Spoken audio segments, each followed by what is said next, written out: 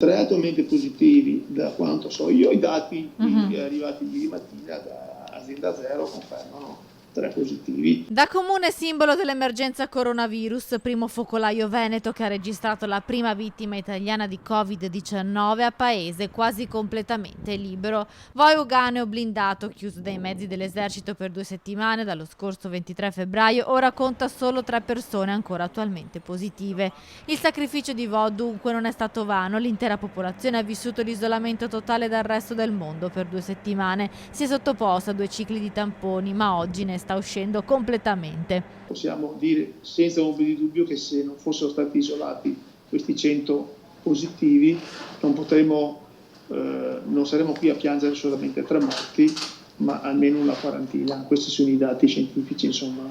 Quindi il fatto che la Regione Veneto abbia voluto agire tempestivamente sul Vo per fare questo screening ha permesso di salvare tutta la bassa padovana dall'eventuale epidemia. Il sindaco Martini nei giorni scorsi ha nuovamente incontrato il virologo Andrea Crisanti che sta studiando il paese di Vo per capire come si è mosso il virus. L'Università di Padova so che sta studiando un'ulteriore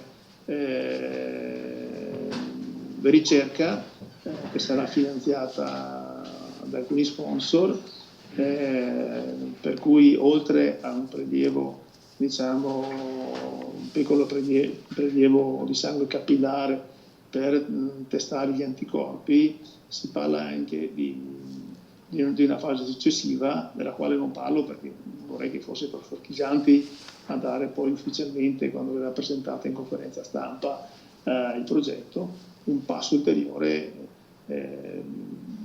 Si parla di genomi. Dunque la ricerca dell'Università di Padova potrebbe proseguire per capire come mai il Covid-19 colpisca in maniera feroce alcune persone, mentre in molte altre si presenti senza sintomi.